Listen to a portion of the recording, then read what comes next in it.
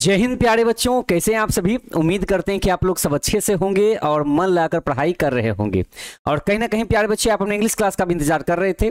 यहाँ मेरे प्यारे बच्चों आपका इंतजार खत्म होता है। हम दीपक शर्मा एक बार तहे दिल से सारे प्यारे बच्चों का बहुत बहुत स्वागत करते हैं आपके अपने प्यारे से प्लेटफॉर्म पे, टारगेट बोर्ड पे। तो प्यारे बच्चे, जैसा कि आप सभी जानते हैं कि आज का जो क्लास हम लोग करने वाले हैं बच्चे, आज के इस क्लास में हम लोग रेनबो पार्ट 2 बुक से प्रो सेक्शन से लिया गया एक चैप्टर जिसका नाम है इंडियन सिविलाइजेशन एंड कल्चर, मतलब भारत की सभ्यता और संस्कृति। ओके, बहुत ही बच्चे बहुत बढ़िया चैप्टर है और एग्जाम में इस चैप्टर से बहुत ज्यादा क्वेश्चन पूछे जाते हैं। ओके, तो जैसा कि आपने पोइट्री सेक्शन को एकदम फोकस्ड माइंड करके पढ़ाई किया था, वैसे बच्चे आज भी क्लास में आपका सपोर्ट उसी तरह से होना चाहिए। एकदम माइंड को फोकस करके बैठिएगा, क्योंकि अभी से हम लोग एक एक चैप्टर करके ना, अगर सारे चैप्टर का बेहतरीन ढंग से तैयारी कर लेंगे, सब्जेक्टिव ऑब्जेक्टिव सब तरह से ना, तो हमें फिर एग्जाम से 2-3 महीने पहले इस बात का टेंशन नहीं रहेगा कि हाँ कि हमारा सिलेबस कहीं पीछे छूटा हुआ तो नहीं है। जबकि एग्जाम से 2-3 महीना पहले ही आपके पूरे सिलेबस को कंप्लीट कर दिया जाएगा, चाहे वो ग्रामर पोर्शन से हो चाहे वो लिटरेचर पोर्शन से हो, लेकिन कंप्लीट हम कर लेंगे। लेकिन अगर हम पढ़ा रहे हैं और आप अगर ध्यान नहीं देंगे अगर सही से ना, तो फिर कैसे कंप्लीट हो पाएगा, है ना। तो ताली एक हाथ से नहीं बजती है, ताली दोनों हाथों से बजती है ना। तो एक हाथ हम हैं और एक हाथ आप हमारे स्टूडेंट्स लोग हैं। तो चलिए चैप्टर को शुरुआत करते हैं बच्चे, है ना। एक प्यारा सा गुड मॉर्निंग के साथ आप सभी को, और जिन बच्चों का आज जन्मदिन है उनको हमारी तरफ से जन्मदिन की ढेर सारी शुभकामनाएं। महादेव ब्लेस यू, आप लाइफ में और आगे बढ़ते जाएं ऐसे ही। ओके, नए नए अचीवमेंट्स आप ऐसे ही हासिल कीजिए। कल का पीडीएफ नहीं आया है अभी। एक्चुअली बच्चे हो क्या रहा है कि थोड़ा सा एग्जाम जो भी चल रहा है ना, उसमें भी सारे लोग ना उसमें बिजी चल रहे हैं, तो घबराना नहीं है। एक भी चैप्टर का पीडीएफ इधर उधर नहीं जाएगा, आपके पास ही जाएगा। ओके, चलिए इस बात में आप लोग एकदम श्योरिटी रखिएगा। ओके, चलिए सबको प्रणाम। आज ये बच्चे क्लास में, अब हम क्लास को शुरू करते हैं बच्चे। और आज इस सेशन का ना बच्चे देखिए प्रो सेक्शन है ना, तो प्रो सेक्शन में जो लिटरेचर पोर्शन होता है ना, प्रो सेक्शन वो थोड़ा सा लंबा होता है। इसमें जो लेसन है वो सब लंबे लंबे होते हैं। जैसे पोम सेक्शन में छोटा सा पोम होता है, जल्दी कंप्लीट हो जाता है, लेकिन प्रो सेक्शन में ना चैप्टर थोड़ा सा लंबा होता है, तो आपको इसमें थोड़ा सा बच्चे टाइम देना पड़ेगा। तो आज इस चैप्टर का हम लोग पार्ट 1 करने वाले हैं, और पार्ट 1 में हम लोग जो चैप्टर के जो राइटर हैं उनके पर्सनल डिटेल्स को पढ़ेंगे, क्योंकि वेरी वेरी इंपॉर्टेंट क्वेश्चंस वहां से भी पूछे जाते हैं। और उसके बाद हम लोग फिर चैप्टर को शुरू करेंगे। ओके, चलिए सारे बच्चे क्लास में आ गए हैं। अभी तक लगता है क्लास में लोग आए नहीं हैं। हाँ, अभी तक लगता है सर क्लास में बच्चे आए नहीं हैं। हाँ, पिछले क्लास में हमने आपका sweetest love I do not go का ना ऑब्जेक्टिव कराया था, जिसमें आपके मार्क्स बहुत अच्छे आए थे। कुछ बच्चों के मार्क्स कम हुए थे क्योंकि उन्होंने कमेंट किया था कि सर हमने रिवीजन नहीं किया था। तो बच्चे घबराना नहीं है, आराम से अभी हर चैप्टर पे कमेंट किया जाएगा, ठीक है ना। चलिए, हाँ ओके, चलिए बच्चे। एक बच्चे ने कहा कि सर इस चैप्टर को हम लोग पढ़ चुके हैं। अब ये बताइए कि आप के पढ़ने से पूरा बिहार तो अभी नहीं पढ़ लिया है ना, है ना। तो 12th में बहुत सारे स्टूडेंट्स हैं जिन्होंने अभी तक तैयारी भी स्टार्ट नहीं की इवन, लेकिन जिन बच्चों ने क्लास अभी स्टार्ट कर लिया है तो उनके लिए चैप्टर अभी हम लोग पढ़ना शुरू कर दिए हैं, है ना, ताकि एग्जाम से 2-3 महीना पहले ही चैप्टर हमारे सब कंप्लीट हो जाएं, बशर्ते कि आप फोकस करके रखेंगे तब। चलिए बच्चे, अब आज का चैप्टर यहाँ से हम लोग शुरू करते हैं। प्रोज है चैप्टर 1, पोइट्री का चैप्टर 1 था, आज प्रोज का चैप्टर 1 है। और चैप्टर 1 में जो नाम है क्या है, इंडियन सिविलाइजेशन एंड कल्चर, मतलब भारत की सभ्यता और संस्कृति, है ना। इंडियन मतलब हो गया क्या, भारतीय, ठीक है। और सिविलाइजेशन का मतलब क्या हो गया, सभ्यता, सभ्यता। और ये कल्चर मतलब क्या हो गया, संस्कृति, है ना। भारतीय सभ्यता और संस्कृति जानते हैं किन की नजरों में, तो इस चैप्टर के जो राइटर है उनका नाम है, इनको कौन नहीं जानता है, the man with action need no introduction, है ना। इनके बारे में ज्यादा इंट्रोडक्शन देने की जरूरत नहीं है, क्योंकि आपने 10th में 11th में इनके बारे में बहुत सारी बातें जानी हैं। बचपन से इनके बारे में लोग पढ़ते आ रहे हैं, इस महान आदमी के बारे में, है ना। तो महात्मा गांधी जी, है ना, महात्मा गांधी जी जो है इनका नाम, और पूरा नाम का है तो मोहनदास करमचंद गांधी इनका है ना। सारे बच्चों को पता होगा इनका नाम, कि इनका नाम क्या है, मोहनदास करमचंद गांधी, मोहनदास, है ना, करमचंद गांधी, ठीक है। और वैसे हम लोग प्यार से क्या बोलते हैं, गांधी जी बोलते हैं ना, हम लोग क्या बोलते हैं, गांधी जी बोलते हैं। जी मतलब नॉर्थ इंडिया में जी का मतलब एकदम सम्मान देना होता है, क्या होता है, सम्मान देने के बराबर होता है। किसी को नाम के आगे जी लगा दीजिए, कहा जाता है कि नाम के आगे जी और रोटी में घी लगाने से रोटी का स्वाद भी बढ़ जाता है और जी लगाने से किसी का सम्मान बढ़ जाता है ना। तो ये तो हम लोग के माँ बाप के द्वारा दिया गया संस्कार है कि हम लोग किसी को नाम के आगे जी लगा करके बोलते हैं, है ना। चलिए अब सबसे पहले बात याद रखिए कि जब भी चैप्टर के नाम होते हैं और जो राइटर के नाम होते हैं, यहाँ से एग्जाम में क्वेश्चन जरूर से पूछा जाता है, एकदम निश्चित है, 110% की क्वेश्चन पूछा जाता ही जाता है। तो अगर हम इसे ट्रिक से याद करें तो यहां हमें लगता है कि ट्रिक लगाने का जरूरत ही नहीं है, क्योंकि देखिए चैप्टर का नाम है Indian civilization and culture. Indian का मतलब हर किसी को पता है कि भारतीय होता है, तो हम ऐसे भी याद कर सकते हैं ना कि देखिए कि जो गांधी जी हैं क्या है, तो वो भारतीय हैं, गांधी जी क्या हैं, तो भारतीय हैं। तो इसमें ज्यादा ट्रिक लगाने की जरूरत नहीं है ना, it doesn't need any trick, यहाँ पर ट्रिक की कोई जरूरत नहीं है। यहां देखिए बच्चे, गांधी जी का जन्म, यहां पर ईयर का नाम लिखा हुआ है 1869 और इनका जो डीओबी है ना, डीओबी डेट ऑफ बर्थ वो 1869 और इनका जो डीओडी है ना, डेट ऑफ डेथ मतलब मौत का दिन जो है साल, वो 1948 है। लेकिन प्यारे बच्चे आप कमेंट करके बताइएगा, ये तो ईयर लिखा हुआ, लेकिन ये बताइए कौन सी तारीख को और कौन से महीने में इनका जन्म हुआ था। एक बार सारे बच्चे सबसे पहले कमेंट करें, पता चले कि बच्चे क्लास में फोकस्ड माइंड से हैं कि नहीं है। ओके चलिए प्यारे बच्चे एक बार आप लोग कमेंट कर दीजिएगा। हाँ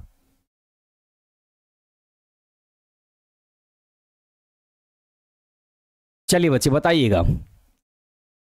चलिए 1948 तो कंफर्म है, वो साल कंफर्म है कि 1948 में इनका, सॉरी मतलब ये 1869 में इनका जन्म हुआ था और 1914 में इनका डेथ हुआ था। लेकिन ये जो दिन है और जो तारीख है ना, वो जो महीना है वो आपको बताना है।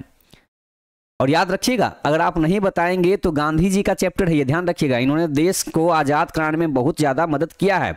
ओके बहुत ज्यादा हेल्प किया इन्होंने देश को आजाद करने में।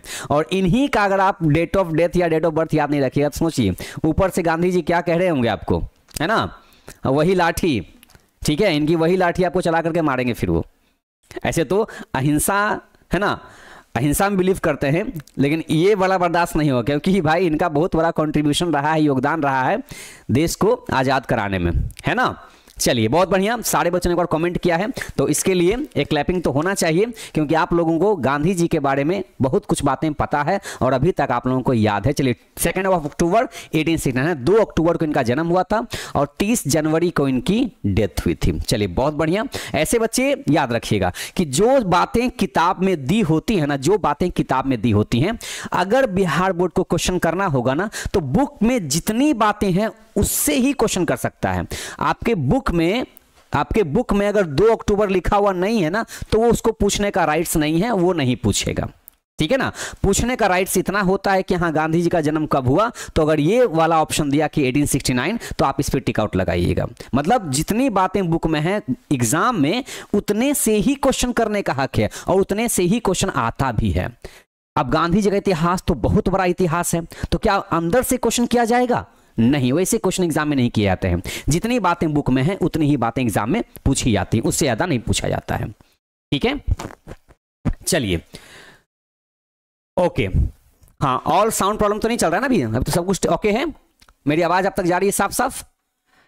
चलिए ओके अब यहां से बच्चे याद रखिएगा, ये जो हमारा चैप्टर है ना बच्चे याद रखिएगा, ये आपसे क्वेश्चन एग्जाम में पूछेगा कि ये प्रोज से लिया गया चैप्टर तो है, लेकिन ये प्रोज जो है चैप्टर 1 आपका इंडियन सिविलाइजेशन कल्चर, ये प्रोज का कौन सा पीस है ये पूछता है। ये प्रोज में तो कहानी भी होती है ना, स्टोरी होती है, उसमें नाटक होता है ना, ड्रामा जिसको कहते हैं आप उसको।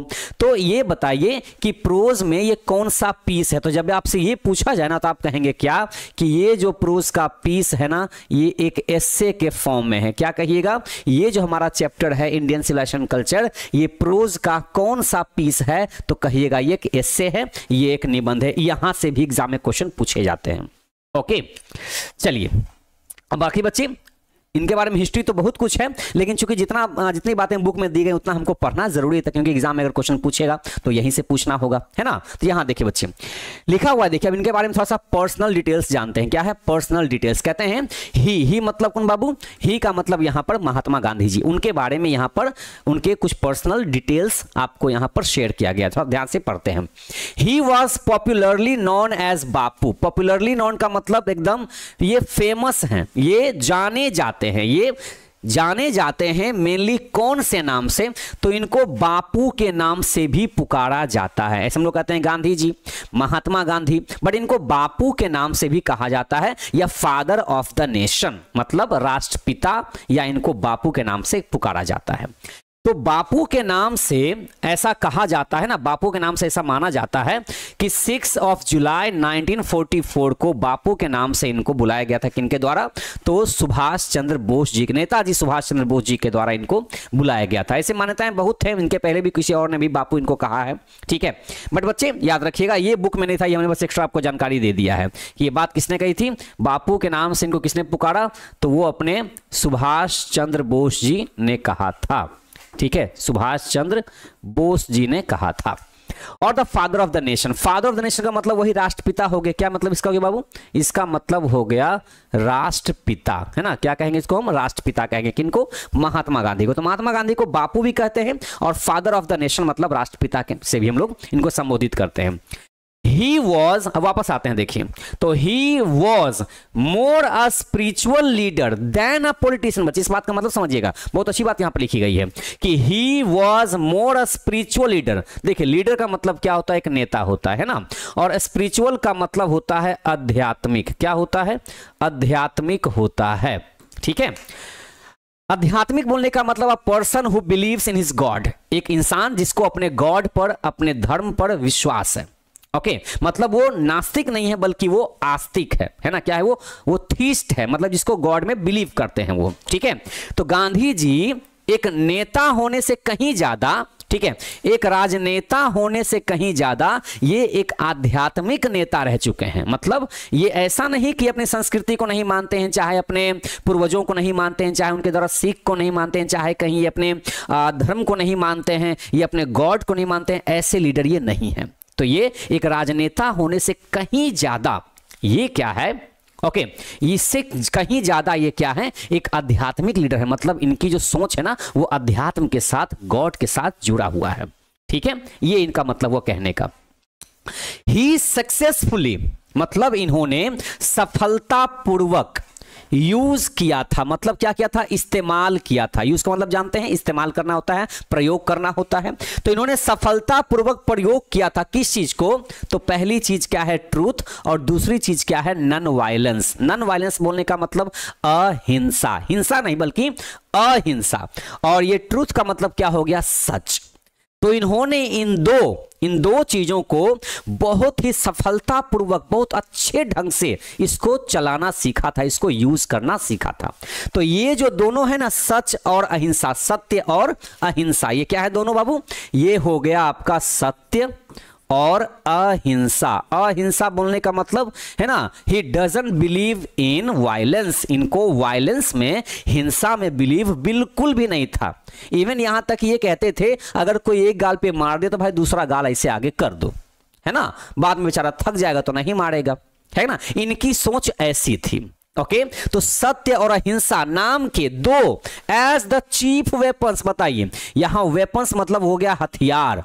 अब कहते हैं कि गांधी जी भाई अहिंसा में बिलीव करते हैं, तो यहां वेपन लिखा हुआ है, हथियार यूज करते हैं। तो हथियार के तौर पे ये दो हथियार यूज करते थे और दोनों को हमेशा साथ में लेके चलते थे। आपको क्या लगता है एक ही धोती पहन करके पूरा भारत घूमते थे तो हथियार कहां रखते थे? तो ऐसा हथियार जो इनके मन में था, इनके मन में था, और वो दोनों हथियार हमेशा अपने साथ ये ले करके चलते थे। सामने से कोई आ जाए ना तो दोनों हथियार निकाल के सीधे उसको कर देते थे, एकदम कैसे?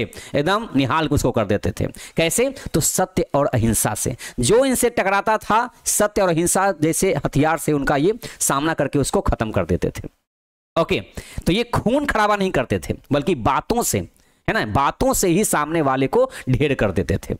तो सत्य और अहिंसा एज द चीफ वेपन्स, और ये दोनों हथियार किसके खिलाफ यूज किया था? तो कह रहा देखिए अगेंस्ट मतलब खिलाफ, किसके खिलाफ? तो ये दोनों हथियार इन्होंने चलाया था, ये अंग्रेजी हुकूमत के खिलाफ चलाया था ये दोनों हथियार को, क्योंकि अपने देशवासियों के लिए इनको ये हथियार यूज करने की जरूरत नहीं पड़ती थी।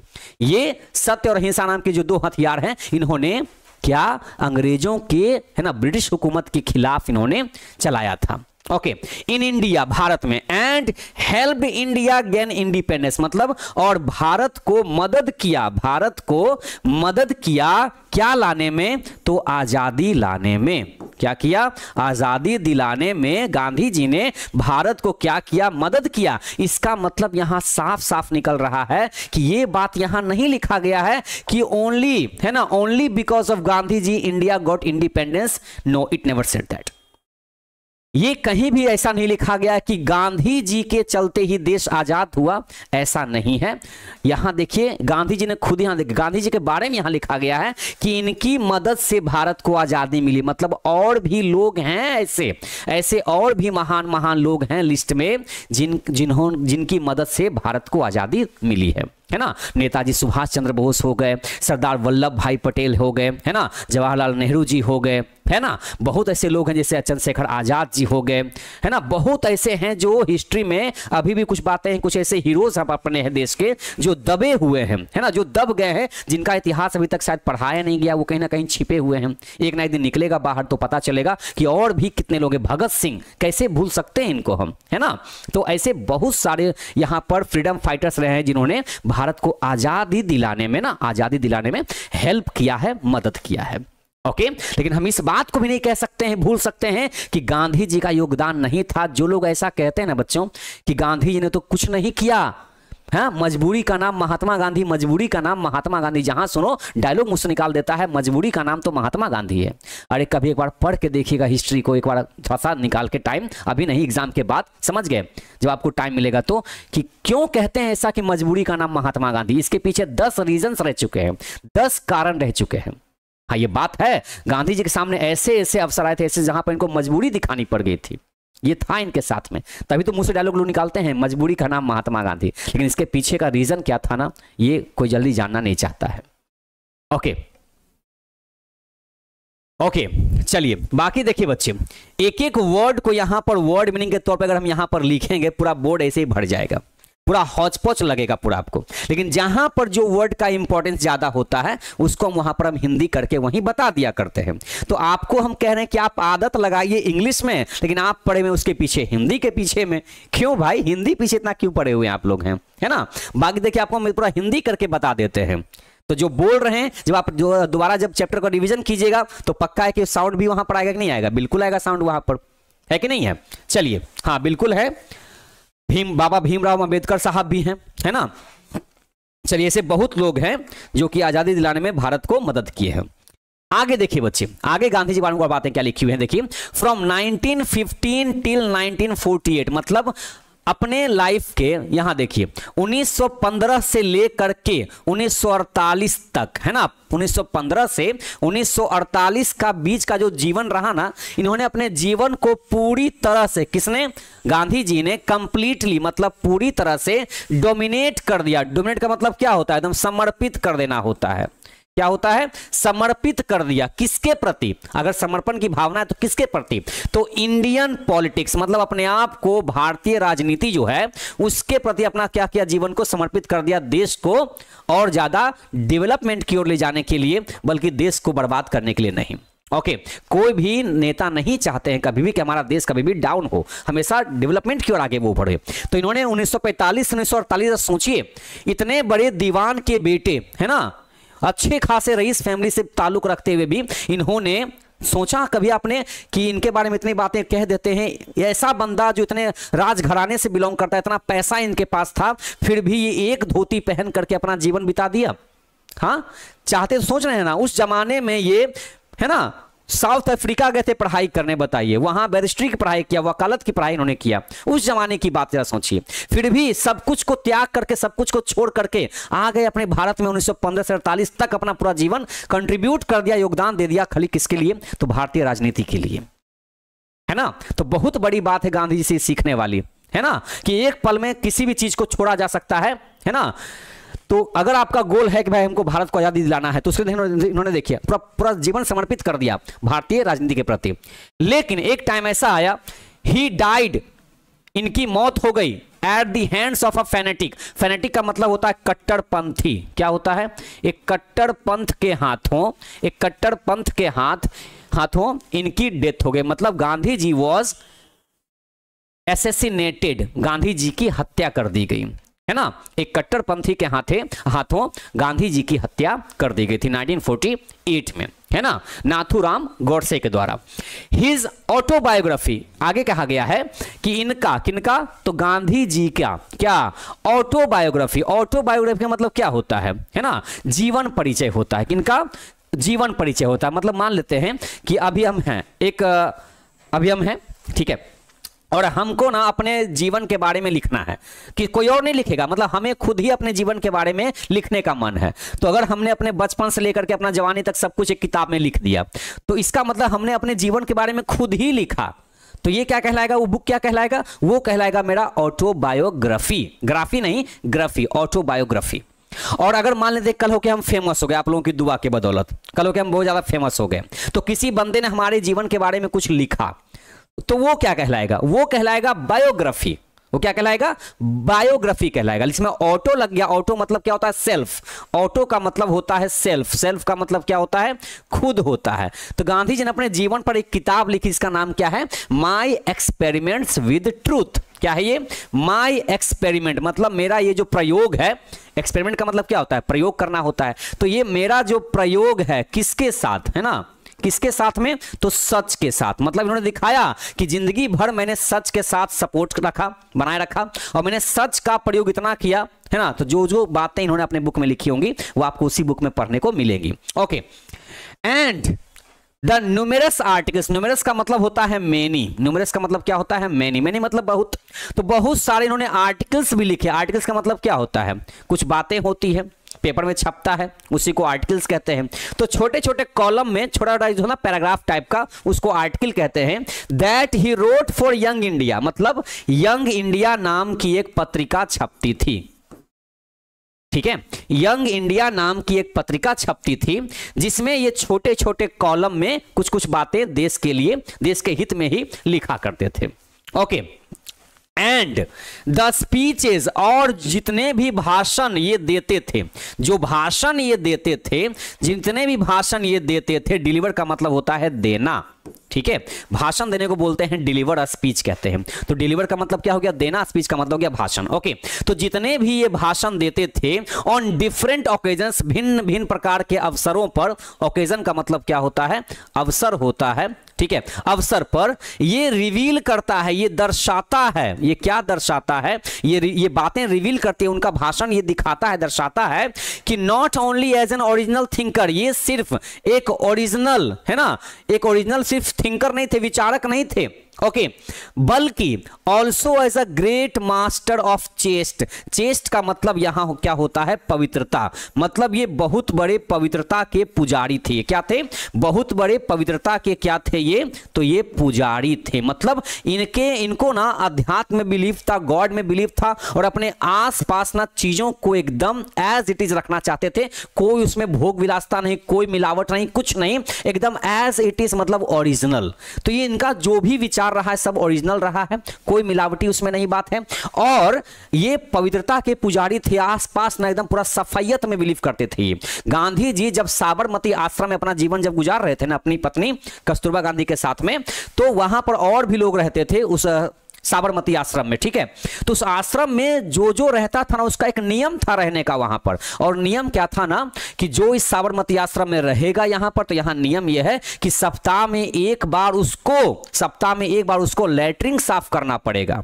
ओके, मतलब बारी बारी से हर कोई करता था, गांधी जी भी करते थे। सोचिए, इतने बड़े दीवान के बेटे, और सप्ताह में एक बार इनका भी नंबर आता था जब ये लैट्रिन साफ करते थे उस आश्रम में। जब सोच सकते हैं बंदे की सोच कहां तक रही होगी।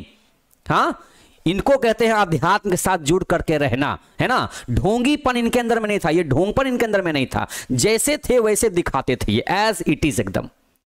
ओके, बिल्कुल वैसे ही ये दिखाते थे ये, ठीक है। तो इसे लगता है कि देखिए पवित्रता के कितने बड़े पुजारी हैं ये, आसपास सफायत रखते थे ये। ओके, और ये बात ना साबरमती वाला जो आपका चैप्टर ना आपने 11th में इसको पढ़ा था ना आपने गांधी जी के बारे में। हाँ, तो ऐसा ही इंसान होना चाहिए, एकदम डाउन टू अर्थ होना चाहिए, जमीन से जुड़ा हुआ इंसान चाहिए। ना जाने कितना पैसा इनके पास रहा होगा, लेकिन सबको एक झटके में ठुकरा दिया अपने देश के लिए, बताइए। और देश कहता है मजबूरी का नाम महात्मा गांधी, मजबूरी का नाम महात्मा गांधी। हाँ, गांधी जी ने किया क्या? तो जो पर्सन ऐसा कहते हैं ना कि what Gandhi ji had done about India, it mean that he doesn't have knowledge about history. उसको इतिहास का नॉलेज सही से उसके पास नहीं है। ओके, जो बंदा ऐसा कहता है तो गांधी जी के बारे में। ओके, जिनको सोचिए जरा सा कि जिनको अपने मोहल्ले में जो वार्ड पार्षद होते हैं, जो मुखिया होते हैं, उनसे लड़ने की क्षमता नहीं होती है, और गांधी जी तो अंग्रेज से लड़ गए हाँ अपने हक के लिए, और आपको तो अपने मुखिया से भी लड़ने का क्षमता नहीं होता है। और ये बंदा देखिए एक धोती में, है ना, बंदे में था दम वंदे मातरम, वाकई बंदे में था दम, ऐसा कहा जाता है। ओके, चलिए तो बच्चे याद रखिएगा कि ये पवित्रता के पुजारी थे, और जो भी ये भाषण देते थे ना उसमें जो अंग्रेजी यूज करते, क्योंकि पढ़े लिखे थे, अंग्रेजी बहुत अच्छा जानते थे, ये बहुत अच्छा अंग्रेजी जानते, क्योंकि साउथ अफ्रीका में रह चुके थे, वकालत की पढ़ाई कर रखी थी इन्होंने, तो अंग्रेजी तो गजब की इनको आती होगी, है ना। तो अपने भाषण में ना ये इडियमेटिक अंग्रेजी यूज करते थे, है ना। देखिए क्या है ये ईडियम, जानते हैं ना, ये देखिए ईडियम। ईडियम का मतलब क्या होता है? एकदम बड़ा ही मुहावरेदार, एकदम मुहावरेदार सेंटेंस बोलते थे अपने भाषण में, और लोगों को ना अपनी ओर खींच लेते थे। ओके, गांधी जी का जब भाषण होता था, लोग इनको बैठ करके, चाहे खड़े होकर, चाहे पॉल पे लटक के सुनना पड़े, लेकिन लोग सुनते थे इनको। ओके, तो इनको जो अंग्रेजी थी ना गजब की थी, अपने अंग्रेजी वाले भाषण में ना जब भी भाषण देते थे तो अंग्रेजी में बड़ा ही एकदम मुहावरेदार, कैसा मुहावरे से भरा हुआ मुहावरेदार अंग्रेजी का यूज करते थे। ओके, आगे बच्चे कहते हैं, देखिए, है ना, आगे देखिए, आगे कहते हैं इनके बारे में। अब बताइए बच्चे, ये हो गया चैप्टर के राइटर का छोटा सा एक डिटेल, बाकी तो इनका हिस्ट्री इतना बड़ा है कि इनको तो भाई एक क्लास में कंप्लीट कराया जा नहीं सकता, लेकिन फिर भी जितनी बातें थी हमने पढ़ा रेनबो पार्ट 2 में, उतनी बातें से एग्जाम में क्वेश्चन आ जाएंगे आपके, ठीक है। चलिए अब यहां बच्चे देखिए, theme of the chapter, her chapter का अपना एक थीम होता है। जैसे sweetest love I don't know को क्या था, वो एक लव थीम था, है ना, एक लव थीम था। तो आज का जो चैप्टर बच्चे, थीम का मतलब क्या होता है? विषय। क्या होता है? विषय। तो आज का जो हमारा चैप्टर, उसका विषय वस्तु क्या है? वो यही है ना कि भारतीय सभ्यता और संस्कृति के बारे में चर्चा। इसका मतलब today we are going to talk about our Indian civilization and culture. सभ्यता और संस्कृति भारत की कैसी रही है पुराने जमाने से लेकर के अभी तक, हम लोग इस बात को एक छोटे से चैप्टर के जरिए जानेंगे, ठीक है। अब यहां देखिए, तो इन द फॉलोइंग एक्सट्रैक्ट, मतलब आज का जो चैप्टर है ना वो समझिए कि एक लिया गया एक्सट्रैक्ट है। एक्सट्रैक्ट मतलब क्या हो गया? एक छंद है, ये एक छंद है, समझिए कि एक टुकड़ा है। क्या है ये? समझिए कि ये एक टुकड़ा है। Okay, in the following extract Indian civilization culture, ये चैप्टर क्या है? एक टुकड़ा है, एक छंद है, जो कि गांधी जी जिसमें टॉक्स अबाउट, मतलब कि चर्चा करते नजर आते हैं। क्या? टॉक्स अबाउट का मतलब होता है चर्चा करना। तो गांधी जी ने इस चैप्टर के जरिए क्या चर्चा किया है? तो देखिए बच्चे, यहां देखिए, the sound foundation of Indian civilization, मतलब क्या हुआ कि भारत की जो सभ्यता कैसी रही है? द साउंड फाउंडेशन, भारतीय सभ्यता जो है ना उसकी गहरी नींव, उसकी गहरी नींव की चर्चा करते हैं। जैसे कैसे किसी बिल्डिंग को बनाना हो तो कैसे जो नीचे जो प्लिंथ होता है उसकी जो कुर्सी बांधी जाती है, कितना मजबूत तरीके से बांधा जाता है ताकि बिल्डिंग आराम से, कितना भूकंप भी आ जाए तो वो हिले डुले नहीं, वो टूटे नहीं, वो गिरे नहीं, वो ढहे नहीं। तो वैसे ही गांधी जी आज के इस चैप्टर से भारतीय सभ्यता की जिसकी गहरी नींव हमारे दादा परदादा पूर्वजों ने बोया था ना, जो रखा था, उस गहरी नींव की बात करते हैं। किसकी? भारतीय सभ्यता की गहरी नींव की बात करते हैं, जो कि कहता है, जो कि भारतीय सभ्यता है ना, जिसका हमेशा से इरादा क्या रहा है? जिसका हमेशा से टेंडेंसी रहा है, इरादा रहा है क्या? टू प्रिविलेज, मतलब क्या होता है? बढ़ावा देना। किस चीज का बढ़ावा देना? हमारी भारतीय सभ्यता संस्कृति जो है वो किस चीज को बढ़ावा देती है? किस चीज की, है ना? क्या कहते हैं? Privilege materiality can not match the Indian civilization. क्या कहते हैं? Civilization which has the tendency to, okay, of the Indian civilization which has the tendency to privilege, नहीं बच्चे, यहां लाइन थोड़ा सा गड़बड़ा गया है, यहां लाइन थोड़ा सा गड़बड़ा गया है, ये नहीं होगा। civilization which has the tendency to privilege, यहां मेटलिटी नहीं होगा बल्कि यहां पर मोरालिटी होगा। क्या होगा? मोरालिटी होगा। ओके, मोरालिटी होगा, which cannot match the Indian civilization that elevates the moral। यहां देखिएगा, यहां पर मॉरलिटी हो गया। Foundation of Indian civilization which has the tendency, जिसका हमेशा से इरादा रहा है क्या, प्रिविलेज करना, किसको, मोरालिटी को करना, ठीक है, जो कि कैन नॉट मैच दी। अब यहां से इस वर्ड को यहां से हटाते हैं, यहां से थोड़ा सा लाइन चेंज हो गया है, ठीक है, यहां पर मिसटाइप हो गया है, इसको हटाते हैं। Morality can not match the western civilization, क्या है ये, western civilization, okay okay, that elevates the moral being, नहीं, दैट एलिवेट्स द मैटेरियलिज्म, क्या कह सकते हैं इसको हम लोग, मैटेरियलिज्म कह सकते हैं। यहां से बच्चों लाइन थोड़ा सा चेंज करना पड़ा, ठीक है, तभी जाके मतलब सही निकल पाएगा। यहां पर देखिए कि इस चैप्टर के जरिए गांधी जी ने भारतीय सभ्यता की गहरी नींव की चर्चा किया, जिसका हमेशा से इरादा यही रहता है, शुरू से इसका इरादा रहा है कि हम इसको प्रिविलेज करें, इसको बढ़ावा दें, किस चीज को, तो मोरालिटी को, मतलब नैतिकता को, मतलब संस्कारों को, किसको, नैतिकता को, संस्कारों को, जो कि मैच नहीं कर सकता है किससे, तो वेस्टर्न सिविलाइजेशन से, मतलब हमारी जो सभ्यता है ना वो पश्चिमी सभ्यता से बिल्कुल मैच नहीं कर सकता है, क्योंकि उनकी सभ्यता में है ना, they don't believe in existence of God, we believe in existence of God, हम लोग ईश्वर के अस्तित्व में बिलीव करते हैं, जबकि वो लोग ऐसा नहीं करते हैं। तो वो क्या करते हैं ना, वो खाली भौतिकवाद को बढ़ावा देते हैं, किसको, तो भौतिकवाद को, मतलब ऐशो आराम को, भोग विलासिता को वो लोग बढ़ावा देते हैं, किसको, भोग विलासिता को बढ़ावा देते हैं वे लोग, समझ गए, समझे। तो यहां देखिए बच्चे, तो ये जो बातें हमने यहां पर देखा, क्या देखा कि गांधी जी चैप्टर के जरिए जो बातें कर रहे हैं किसके बारे में, तो यहां दो सभ्यता के बीच के ना डिफरेंस को बता रहे हैं कि हमारी जो सभ्यता है वो भारतीय सभ्यता जो है वो, उसका इरादा शुरू से ही रहा है कि ये नैतिकता को बढ़ावा दे, जबकि उनका इरादा, पश्चिमी सभ्यता का इरादा क्या रहा है हमेशा, उनका इरादा हमेशा रहा है कि हम क्या करें, खाली भोग विलासिता को बढ़ावा दें। तो इस चैप्टर में ये जो दो सभ्यता के बीच की जो चर्चा की गई बच्चे, ये हम लोग पूरे चैप्टर में अब पढ़ने वाले हैं, ठीक है, कहां से, तो यहां से। तो राइटर डिटेल से जितनी बातें होंगी वहां से भी क्वेश्चन पूछा जाएगा, और अब इस आते हैं अपने इस चैप्टर में जिसका एक्सप्लेनेशन यहां पर होगा, ठीक है बच्चे। मटेरियलिटी हो चाहे मटेरियलिज्म हो, बात एक ही होती है, भौतिकवाद होता है, जिसका मतलब भोग विलासिता होता है, मतलब वो सिर्फ मटेरियल की पूजा करते हैं, जबकि हम लोग हमेशा मोरल फाइबर की चर्चा करते हैं, हम लोग नैतिक विचार, हम लोग संस्कारों की चर्चा करते हैं, ओके। हाँ अच्छा, वर्ड बदल जाता है क्या, नहीं, मैटेरियलिटी मैटेरियलिज्म दोनों वर्ड एक ही जिससे लिया गया है वो, ओके। चलिए अब यहां से देखिए बच्चे, हम लोग पढ़ते हैं क्या, देखिए यहां से हम लोग पढ़ते हैं अब चैप्टर का एक्सप्लेनेशन। अब यहां ध्यान से रखिएगा, देखिए क्या लिखा हुआ है। अब यहां से प्यारे बच्चों आपके लिए क्या किया गया है, जैसा कि आप लोग हमेशा कहते हैं कि सर ये पूरे पैराग्राफ का अगर हिंदी भी साथ में वर्जन मिले ना तो ज्यादा अच्छा रहेगा, कोई बात नहीं है। अब जो जो बच्चे आपका पैराग्राफ यहां से रहेगा ना, उन सब का आपको हिंदी के साथ में आपको यहां पर रिवीजन करने के लिए डाल दिया गया, ठीक है। लेकिन बच्चे कोशिश करना है कि हिंदी पे थोड़ा सा ध्यान कम दें और इंग्लिश वाले वर्ड को कैप्चर करें, क्योंकि एग्जाम में ऑब्जेक्टिव क्वेश्चन भी ना आपका अंग्रेजी में ही लिखा रहेगा, हिंदी में नहीं लिखा रहेगा, ओके। हाँ बिल्कुल, यहां देखिए बच्चे थीम ऑफ द चैप्टर बच्चे हमने आपको जो बताया ना, हाँ यहां पर जो लाइन थोड़ा सा ऊपर नीचे हो गया है, इसके लिए नहीं घबराना है। यहां पर मेनली हमको बस ये पकड़ना था कि इस चैप्टर का जो थीम रहा है वो यही रहा है कि हमारी भारतीय सभ्यता जो संस्कृति है उसका इरादा हमेशा ही रहता है कि हम मोरालिटी की चर्चा करते हैं, और वेस्टर्न सिविलाइजेशन जो होते हैं, जो पश्चिमी सभ्यता होते हैं, वो बात करते हैं किसकी, तो मैटेरियलिटी की बात करते हैं, वो मैटेरियलिज्म की बात करते हैं, वो भोग विलासिता की बात करते हैं, वो कंफर्ट की बात करते हैं, वो भौतिकवाद की बात करते हैं। बस इतना हमको फिलहाल याद रखना है, ओके। आगे देखिए बच्चे, यहां थोड़ा सा पढ़िएगा। I believe that the civilization India has evolved is not to be beaten in the world. देखिए फर्स्ट लाइन को थोड़ा बच्चे ध्यान समझिएगा, कहते हैं यहां जब जब आई की बात होगी ना बच्चे, हम बात करेंगे किसकी, तो महात्मा गांधी जी के बारे में, ठीक है।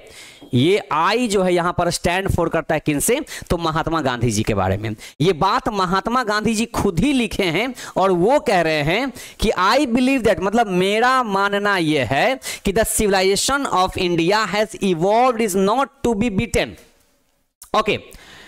भारतीय सभ्यता जो है वो है कि जो भारतीय सभ्यता है इसने विकास किया है, इसने इवॉल्व किया है, विकास किया है, विकसित हुआ है इतना ज्यादा कि इसको पूरी दुनिया में कोई पछाड़ नहीं सकता है, बीट नहीं कर सकता है। ये बात याद रखिएगा। ओके, यहां देखिए, I believe that the civilization India has evolved is not to be beaten in the world। ये बात गांधी जी कह रहे हैं कि पूरी दुनिया में भारतीय सभ्यता ने जितना विकास किया है ना, इसको पछाड़ना बहुत ज्यादा मुश्किल है।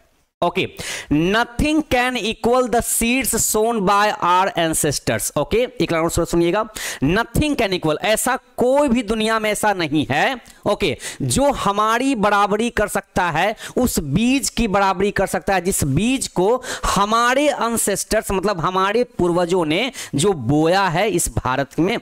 ओके, नथिंग कैन इक्वल, कोई बराबरी नहीं कर सकता है उस बीज की जिस बीज को बोया गया है किनके द्वारा, बाय आवर एंसेस्टर्स मतलब हमारे पूर्वजों के द्वारा। ओके, कहते हैं गांधी जी कि रोम वेंट, रोम चला गया, ग्रीस शेयर्ड, है ना, रोम की सभ्यता, यहां रोम चला गया मतलब रोम की सभ्यता चली गई, रोम की सभ्यता ढह गई, जो कि रोम की सभ्यता बहुत अच्छी सभ्यता मानी जाती थी, लेकिन रोम की सभ्यता भी वेंट, चली गई, ढह गई। और Greece share the same fate, और ग्रीस की जो सभ्यता थी ना उसके साथ भी सेम बातें हुई। क्या था? सेम फेट, उसके साथ भी सेम किस्मत हुआ, सेम वहां बातें हुई। तो मतलब क्या हुआ कि रोम की सभ्यता भी ढह गई, ग्रीस की सभ्यता भी ढह गई। The might of pharaohs, the might of the pharaohs, okay, ये क्या है? इसको इजिप्ट का शासक कहा जाता है बच्चे, इसको रूलर्स कहते हैं। क्या है ये रूलर्स हैं, ठीक है। कहते हैं कि फेरोन की जो ताकत थी, जो माइट थी, जो ताकत थी फेरोन की, वो भी टूट गई, मतलब उनकी भी सभ्यता ढह गई। जापान हैज बिकम वेस्टर्नाइज्ड, और जापान भी क्या हो गया, उसने भी पश्चिमीकरण कर लिया, मतलब उसने भी वेस्टर्न सिविलाइजेशन को अपना लिया, जापान ने भी। ये बात हम नहीं लिखे हैं, ये बात गांधी जी के द्वारा लिखा गया है उनके बुक में, और उसी बुक से आज का ये चैप्टर आपको निकाल के दिया गया है पढ़ने के लिए। ओके, तो जापान भी वेस्टर्नाइज्ड हो गया, जापान का भी पश्चिमीकरण हो गया, जापान ने भी पश्चिमी सभ्यता अपना लिया। Of China nothing can be said, और जहां तक बात रही चाइना की, इसके बारे में कुछ भी कहा नहीं जा सकता है, इसकी तो बात ही अलग है। बट इंडिया, लेकिन हमारा जो भारत है, इज स्टिल, ये अभी भी क्या है, समहाउ और अदर, किसी ना किसी तरह क्या है ये, साउंड एट द फाउंडेशन, ये अपनी नींव पर टिका हुआ है। क्या है ये? अपनी नींव पर, जैसे इसको ढाया गया था, जैसे इसको बनाया गया था ना, जैसे इसको ढाला गया था, वैसे ही आज तक ये है, मतलब ये हिला डुला तक नहीं है, हम ये कह सकते हैं इनके बारे में। ओके, यहां देखिए बच्चे, अब बच्चे जो पैराग्राफ आपके सामने आएगा उसका यहां पर आपको हिंदी वर्जन के साथ में लिखा गया, लेकिन बच्चे ये तब आपको करना है यूज जब आपको रिवीजन करने की बारी आएगी, तब आप इसका सपोर्ट लीजिएगा। अदरवाइज जैसे आप यहां पर अंग्रेजी वाले वर्ड को यहां पर पढ़ रहे हैं ना, बिल्कुल बच्चे एग्जाम में भी क्वेश्चन आपको इसी सेम वर्ड से निकाल करके दिया जाएगा। तो ऐसा नहीं कि वर्ड वहां पर एग्जाम में बदल जाएंगे, ऐसा वहां नहीं होने वाला है। जो वर्ड यहां लिखा रहेगा वहीं से आपके एग्जाम में क्वेश्चन भी दिए जाएंगे। जैसे मान लिया पूछा गया फेरोज, यहां देखिए बोला गया फेरोन बोला गया, तो फेरोन कौन है? तो फेरोन एक को शासक, फेरोन को शासक कहा जाता है। ओके, कहां के शासक हैं ये? तो ये इजिप्ट के शासक हैं। ये कहां के हैं ये? तो ये अपने इजिप्ट के ये शासक है ये, ठीक है, ये इजिप्ट के शासक हैं ये। तो एग्जाम में अगर क्वेश्चन पूछे तो आप यहां पर इसको आराम से बता सकते हैं, ठीक है। अब यहां देखिए बच्चे, ये इसका हो गया हिंदी वर्जन। अगर आपको बाद में रिवीजन करना हो तो पहले इसको पढ़ें ध्यान से, उसके बाद अगर मतलब समझ नहीं आए तो आप इसका हिंदी वर्जन यहां पर देख सकते हैं। ओके, देखिएगा सेम ही बातें लिखी यहां पर होंगी। यहां देखिए बच्चे, आगे उसी पैराग्राफ में कहा गया, the people of Europe learn their lessons from the writings of the men of Greece और Rome which exist no longer in their former glory. कहते हैं द पीपल ऑफ यूरोप, मतलब यूरोप के जो लोग हैं, ओके, वो सीखते हैं किनसे? अपने पाठ को, अपने सबक को सीखते हैं किससे? तो from the writings of the men of Greece, मतलब वो ग्रीस से, रोम से, ओके, उनसे कौन लोग सीखते हैं? तो यूरोप के लोग सीखते हैं। और उनको लगता है कि ग्रीस और रोम की जो सभ्यता है बहुत अच्छी है वो, तो उनसे वो लोग सीखते हैं, जबकि ऐसा है नहीं। इन दोनों की सभ्यता आज कहीं भी दिखाई नहीं देती है, एग्जिस्ट नो लॉन्गर। ओके, बच्चे चैप्टर को पढ़ने से पहले एक बात का गौर करना पड़ेगा, क्या कि जो पोइट्री सेक्शन होते हैं ना वो समझने में बड़ा इजी होता है, लेकिन स्पेशली प्रोज सेक्शन में, स्पेशली आपका जो चैप्टर एस्से वगैरह होते हैं ना, एस्से, तो उसमें बच्चे का जो इंटरेस्ट होता है वो थोड़ा कम हो जाता है। पता है क्यों? क्योंकि वो कहानी नहीं होती है, वो कहानी नहीं होती है, वो वहां पर हिस्ट्री से ली गई सारी बातें होती है, और हिस्ट्री वाली जो बातें होती है ना वहां पर तो बच्चों को लगता है कि ये तो एस्से है, इसमें स्टोरी नहीं है, तो इसमें क्या ही लेना इसमें से। लेकिन बच्चे एग्जाम वाले को ये नहीं पता है कि आप चैप्टर को इंटरेस्टिंगली पढ़ रहे थे या फिर बिना इंटरेस्ट के पढ़ रहे थे। उसको क्वेश्चन बनाने से मतलब है और आपको वहां पर जाकर के आंसर देना पड़ेगा। तो अगर आपने आंसर नहीं दिया सही से तो उसका काम क्या है? उसका काम है खाली मार्क्स को काट लेना, बस इतना ही। तो आपको बस ये देखना है कि ये अपना चैप्टर है, हमारा चैप्टर है, तो अगर हमने इसको नहीं पढ़ा, नहीं रिवीजन किया तो एग्जाम में भाई यहां से आंसर निकल भी जा सकता है। ओके, इसलिए करें। बाकी आप पीडीएफ के बारे में चिंता मत कीजिए, ठीक है। हाँ चलिए बच्चे, अब यहां देखिए, the people of Europe learn their lessons from the writings of the man of Greece और रोम। यूरोप के लोगों को लगता है कि ग्रीस और रोम वाले जो है उसकी सभ्यता है ना वो बहुत ज्यादा अच्छी है, तो हम उसी सीख लेते हैं, जबकि ऐसी बात नहीं है। इन दोनों की सभ्यता अच्छी थी लेकिन बाद में कहां गई पता नहीं। Exist no longer, no longer बोलने का मतलब अब कहीं दिखाई नहीं देती है।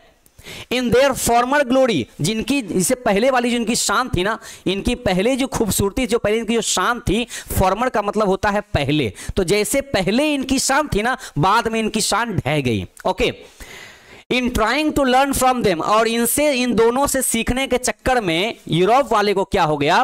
The Europeans imagine that they will avoid the mistakes of Greece and Rome. तो यूरोप को क्या लगता है, यूरोपियन को क्या लगता है, वहां के लोगों को, कि चलो भैया ग्रीस और रोम ने जो गलती किया है ना तो इनकी सभ्यता ढह गई, हम वैसी गलती नहीं करेंगे, हम वैसी गलती नहीं करेंगे। इनको लगता है कि हमसे वो गलती नहीं होगी, हम मिस्टेक को करने से अवॉइड करेंगे, बचेंगे। क्या करेंगे? बचेंगे हम, ठीक है। Greece and Rome, such is their period condition. लेकिन ध्यान से देखा जाए तो आज यूरोप की भी सभ्यता, ग्रीस की सभ्यता, रोम की सभ्यता, इन सब की जो सभ्यता है ना उसका जो हाल है ना, कैसा हाल है? तो एकदम पिटिएबल है, दयनीय है। कैसा है? दयनीय है, एकदम पिटिएबल है। ओके, आगे बढ़ते हैं बच्चे। यहां देखिएगा, तो ये देखिए आपका हो गया ये पैराग्राफ, उसका देखिए बच्चे यहां पर आपको हो गया हिंदी साथ में, ठीक है ना। यहां हिंदी आपको सिर्फ रिवीजन करने दिया गया है ताकि बाद में आपको प्रॉब्लम ना हो, इसलिए, ठीक है। चलिए आगे बढ़ते हैं बच्चे। यहां देखिए पैराग्राफ नंबर 2 कहता है क्या? In the midst of all this, जब ये सब हो रहा था, यूरोपियन लोग अपना सभ्यता ढूंढ रहे थे, सीख रहे थे, ग्रीस वाले से, रोम वाले से उनकी सभ्यता ढह रही थी, तो इन सब के बीच, in the midst of all this, इन सब के बीच देखा जाए तो इंडिया रिमेन्स इमूवेबल। बच्चे इस बात को अंडरलाइन कर लीजिएगा यहां वाले वर्ड को। Okay, India remains immovable, Bharat जो है ना ये बना हुआ है। रिमेन्स मतलब बना हुआ है, कैसा? इमूवेबल। अब देखिए, मूवेबल का मतलब होता है विच कैन बी मूव, मतलब जिसको मूव कराया जा सकता है, जिसको यहां से उठा के वहां लेके जाया जा सकता है। लेकिन भारतीय सभ्यता कैसी है? ये आज भी इमूवेबल है, मतलब जिसको कोई हिला नहीं सकता है। मूवेबल का मतलब जिसको यहां से उठा के वहां रख दे, मतलब हिला दे उसको। लेकिन भारतीय सभ्यता कैसी है? तो वो इमूवेबल। बच्चे ये आपका वेरी वेरी इंपॉर्टेंट आपका ऑब्जेक्टिव है, जहां पे अंडरलाइन करेंगे बच्चे उसको थोड़ा सा ध्यान से देखिएगा। Okay, and that is her glory. बच्चे इस वर्ड को अंडरलाइन कीजिएगा, क्वेश्चन यहां से भी पूछता है। और यही इसकी क्या है? यही इसकी क्या है? ब्यूटी है। ग्लोरी का मतलब होता है ब्यूटी, मतलब शान कह सकते हैं, सुंदरता कह सकते हैं, खूबसूरती कह सकते हैं। कोई पूछे कि भारतीय सभ्यता, भारतीय सभ्यता कैसी है, इसकी खूबसूरती कैसी है, तो कहिएगा ये इमूवेबल है, ये मूवेबल नहीं है, इट इज इमूवेबल और इट विल रिमेन इमूवेबल। और ये ऐसे ही आगे जाकर के भी बनी रहेगी। न जाने कितनों की सभ्यता ढह गई, बेबीलोन की सभ्यता ढह गई। ओके, लेकिन इनकी जो सभ्यता है ना बच्चे, इनकी जो सभ्यता है, हमारी भारतीय सभ्यता है, वो आज भी ऐसे ही है। कहते हैं it is a charge against India that her people are so uncivilized. कहते हैं it is a charge against India, भारत के खिलाफ ये दोष लगाया जाता है। क्या लगाया जाता है? ये दोष लगाया जाता है, भारत के खिलाफ ये दोष लगाया जाता है कि हर पीपल, यहां देखिए कंट्री को ना यहां पर हर से डिनोट करते हैं, समझ गए ना। तो her people are so uncivilized, मतलब यहां पर एक दोष लगाया जाता है कि भारत के लोग कितने क्या है? तो अनसिविलाइज्ड हैं। मतलब क्या है, असभ्य है। क्या है ये, असभ्य है, इग्नोरेंट है और स्टोलिड है, मतलब बेवकूफ है, हठी टाइप के हैं, दूसरे की नहीं सुनते हैं, ये सब इस पे दोष लगाया जाता है। जबकि ऐसी बात नहीं है। हमको अगर कोई कहे कि भाई तुमको अपनी सभ्यता क्या करना है, चेंज करके हमारी सभ्यता अपना लेनी है, तो हम तभी अपनाएंगे ना जब हमको लगेगा कि भाई हमारी सभ्यता में कुछ कमी है। जब हमारी सभ्यता में कोई कमी है ही नहीं तो हम तुम्हारी सभ्यता को क्यों अपनाएंगे आखिर, है ना। तो अब हमने कह दिया भाई हम तुम्हारी सभ्यता को अपनाना नहीं चाहते हैं, तो आप क्या कहेगा कि आप तो बड़े ढीठ हैं, आप तो असभ्य टाइप के हैं, आप धोती कुर्ता पहनने वाले आदमी हैं, आपको सभ्यता का मतलब नहीं पता, हमसे सीख देखिए, हम टाई बेल्ट लगाते हैं, हाँ है ना, हम टाई बेल्ट लगाते हैं, हम क्लब में जाते हैं, हमसे सीखिए सभ्यता। तो क्या लगता है कि भारतीय लोगों को उनकी सभ्यता सीखने की जरूरत है क्या, नहीं है।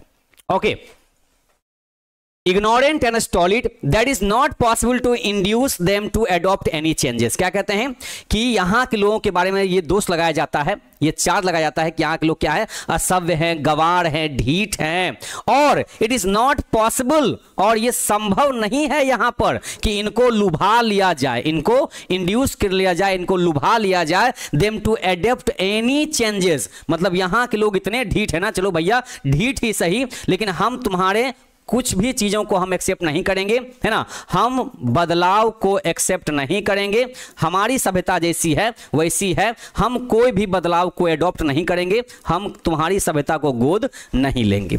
ये गांधी जी सी बात कह रहे हैं यहां पर, ठीक है। अब देखिए बच्चे, इसका हो गया यहां पर हिंदी वर्जन, जो भी आपने पढ़ा उसका हिंदी वर्जन यहां पर दे दिया गया है। ओके, और ये जो दोष लगाया गया है हम भारतीयों पर, इनके बारे में कहते हैं it is a charge really against our merit. ये जो दोष लगाते हैं लोग ना, मतलब कौन, बाहरी लोग, जो भारतीय लोगों पर जो दोष लगाया जाता है ना, वो पश्चिमी सभ्यता वाले दोष लगाते हैं, अंग्रेज लोग दोष लगाते हैं। और ये दोष पता है किसके अगेंस्ट होता है, तो हमारी मेरिट के अगेंस्ट लोग लगाते हैं। उनको लगता है कि हम लोग पढ़े लिखे नहीं हैं, उनको लगता है कि हम मशीनों का आविष्कार करना नहीं जानते हैं, उनको लगता है कि शिक्षा वहीं से स्टार्ट हुई, मतलब उनसे, हम लोग तो भैया बेवकूफ लोग हैं शुरू से। ऐसा दोष हम लोगों को मेरिट पर लगाया जाता है। ओके, तो हमारी जो काबिलियत है, हमारी जो मेरिट है, इस पे वो लोग दोष लगाते चलते हैं।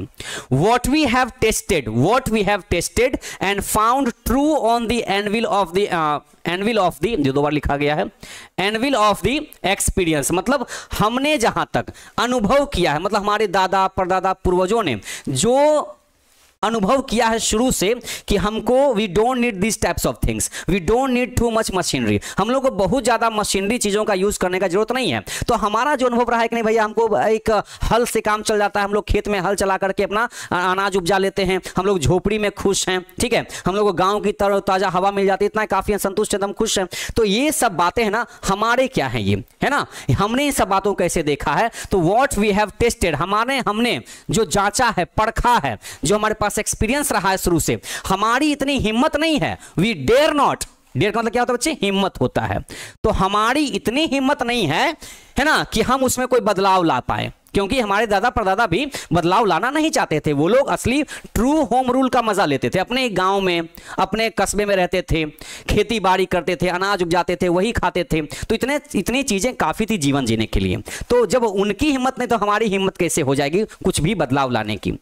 Many thrust their advice, बहुत सारे लोगों ने क्या किया, बहुत सारे लोगों ने अपना अपना जो है ना दिमाग, जो सलाह है, हमारे ऊपर थोपने की कोशिश की। ओके, उन्होंने कहा कि देखो भैया भारतीय लोग, हमसे सीखो, हमारी कल्चर को अपनाओ, लेकिन बहुत लोगों ने ये सलाह थोपने की कोशिश किया, but and she remains study, और ये क्या हो गया, है ना, ये हम लोग ऐसे निरंतर आगे बढ़ते रहे। स्टडी का मतलब क्या होता है, थोड़ा सा देर से विकास किए हैं, लेकिन निरंतर विकास हम लोग करते ही जा रहे हैं। ये हम लोग निरंतर आगे बढ़ते रहेंगे, ऐसे विकास करते रहेंगे। ओके, कछुआ खरगोश की आपने कहानी सुनी थी ना, कछुआ खरगोश की कहानी, है ना, खरगोश को नींद आ गया था, कछुआ धीरे चल रहा था लेकिन चल ही रहा था, और जीत किसकी हुई, तो जीत कछुए की ही हुई थी। तो वही कहते हैं slow and steady wins the race, कहते हैं स्लो चलते हैं हम लोग भले ही, लेकिन निरंतर चलते रहते हैं, हम लोग दूसरे की कॉपी करना नहीं जानते हैं। ओके, जिसने कॉपी किया एक दूसरे का, सबके सबकी सभ्यता ढह गई, है ना। तो कहते हैं कि यही हमारे इंडिया की क्या है, ब्यूटी है, सुंदरता है, यही खासियत है। It is the sheet anchor of our hope, और ये शीट एंकर, ये ना, ये हमारा एक ढाल, ये एक हमारा उम्मीद है ना, ये क्या है, उम्मीद की किरण बनने का ये काम करता है कि हम ऐसे ही आगे निरंतर और डेवलपमेंट करते जाएंगे। ये क्या है, शीट एंकर बनने का काम करता है ना, कि लोग उम्मीद करते हैं तो उस उम्मीद पे ये खड़ा उतरने का काम करता है। कब, जब हम we don't copy, we don't imitate of others, हम दूसरे की कॉपी नहीं करते हैं ना, तब ऐसा लगता है कि हमारा, ये हमारा शीट एंकर है, यही हमारी ढाल है ये। ओके, ये बच्चे इसका हिंदी वर्जन रहा ये, ठीक है, इस इंग्लिश का ये हिंदी वर्जन आपके सामने दे दिया गया है। ओके, चलिए बच्चे थोड़ा सा आगे बढ़ते हैं। और आज बच्चे एक दिन में चैप्टर कंप्लीट होने वाली बात नहीं है, क्योंकि ये चैप्टर एक एस्से के फॉर्म में है, तो चैप्टर में बहुत सारे पैराग्राफ होते हैं, तो एक दिन बच्चे जितना हो सकता है पार्ट 1 हम लोग करेंगे, बाकी आगे पार्ट 2 पार्ट 3 तक ये चैप्टर जाएगा। ओके, यहां देखिए, कहते हैं, अब कोई सवाल करे अगर कि आपसे कि व्हाट इज सिविलाइजेशन, कि आखिर सभ्यता है किस चिड़िया का नाम, व्हाट इज सिविलाइजेशन, आखिर सभ्यता किस चिड़िया का नाम है, सभ्यता कहते किसको हैं। तो बच्चे याद रखिएगा, ये 2 मार्क्स वाला क्वेश्चन पूछा जाता है, किसमें, ये 2 मार्क्स में ये क्वेश्चन पूछा जाता है। ओके, तो civilization is that mode of conduct which points out to man the path of duty. यहां से बच्चे आपका आंसर हो गया 2 नंबर का। देखिए एग्जाम में बड़ा इंपॉर्टेंट ये क्वेश्चन पूछा जाएगा what is civilization in real sense, ऐसे भी कह सकता है। तो आपको बस ये बता देना है कि civilization is that mode of conduct, सभ्यता, चाल चलन, कंडक्ट का मतलब क्या होता है, चाल चलन होता है। ये जैसे आपके कंडक्ट अच्छे नहीं है, मतलब आपके चाल चलन अच्छे नहीं है, इस लोग वैसे बोलते हैं ना, तो कंडक्ट का मतलब होता है कि आपका बिहेवियर, आपके संस्कार, आपके चाल चलन।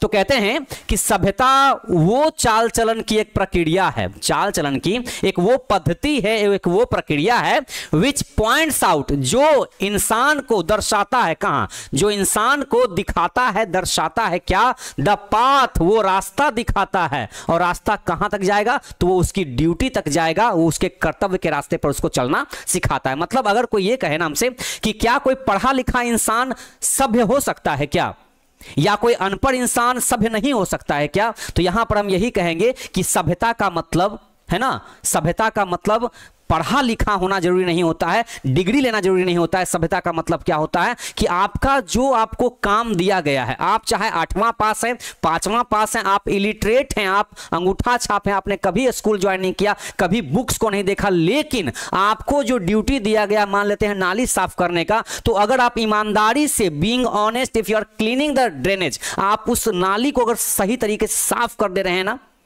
इसका मतलब कि आप सिविलाइज्ड हैं, आप सभ्य हैं।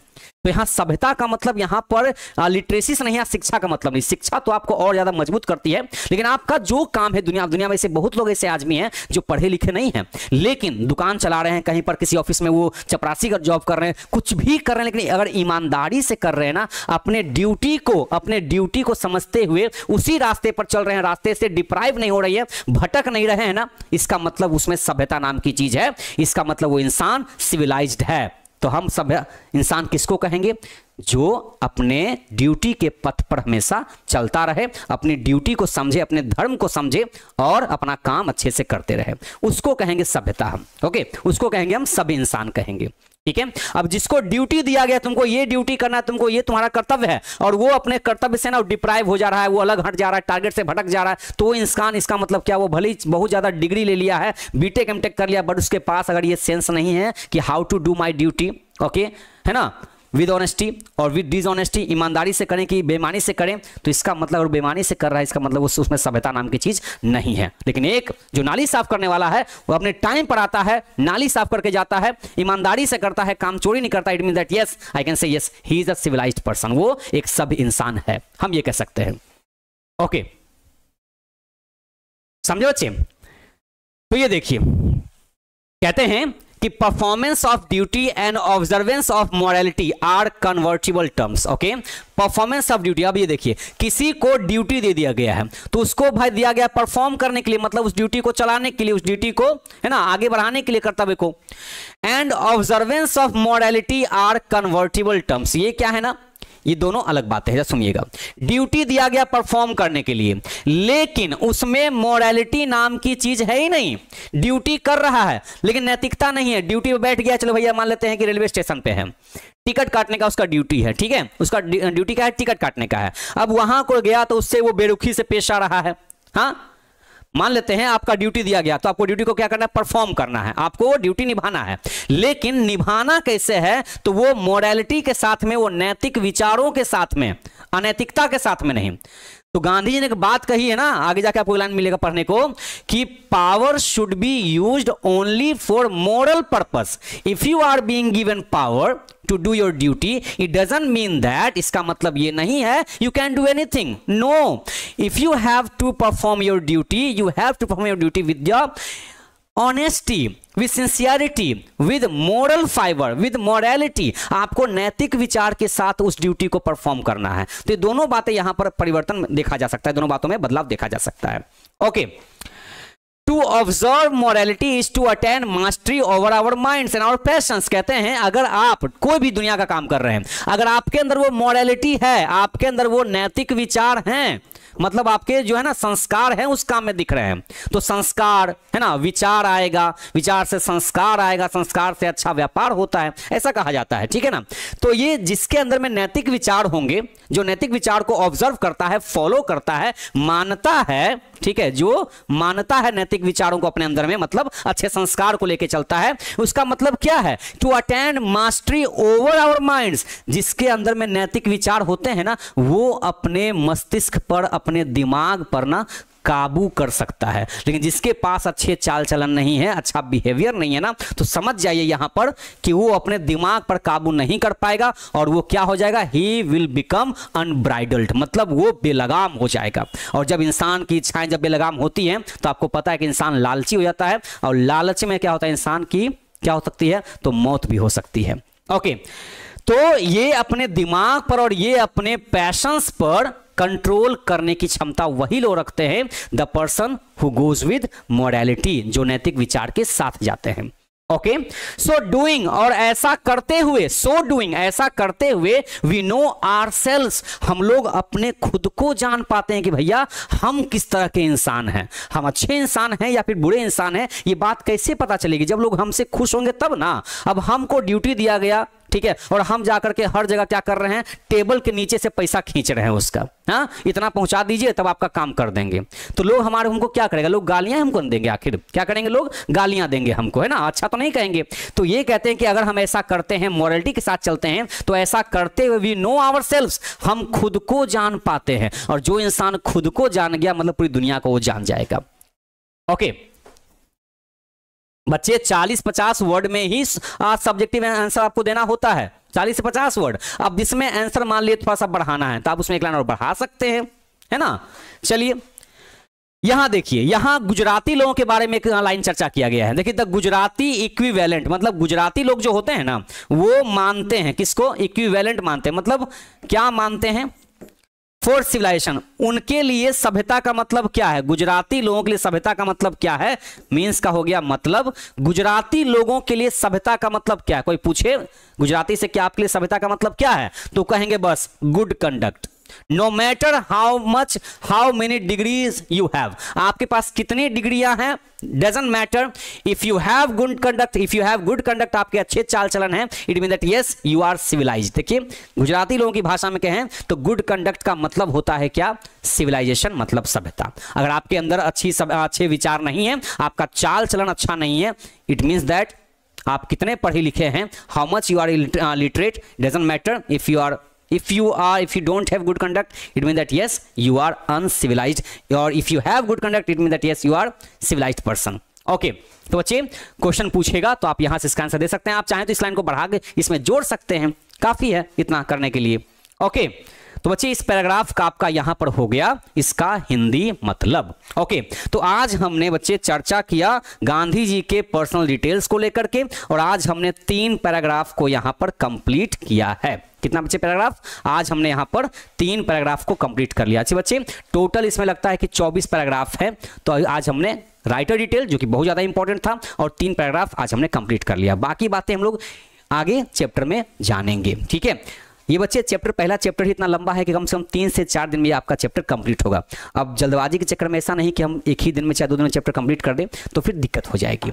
ओके चलिए, ओके हाँ तो बच्चे आज यहां तक हम रहने देते हैं। बाकी बच्चे देखिए, हाँ चैप्टर को रिवाइज करना हो तो आपको उसके लिए क्या कर दिया गया, हिंदी वर्जन आपको साथ में दे दिया गया है। बाद में कभी दोबारा रिवीजन करना हो, रिवीजन तो करना ही पड़ेगा, बिना रिवीजन का अच्छा डिवीजन तो होगा नहीं।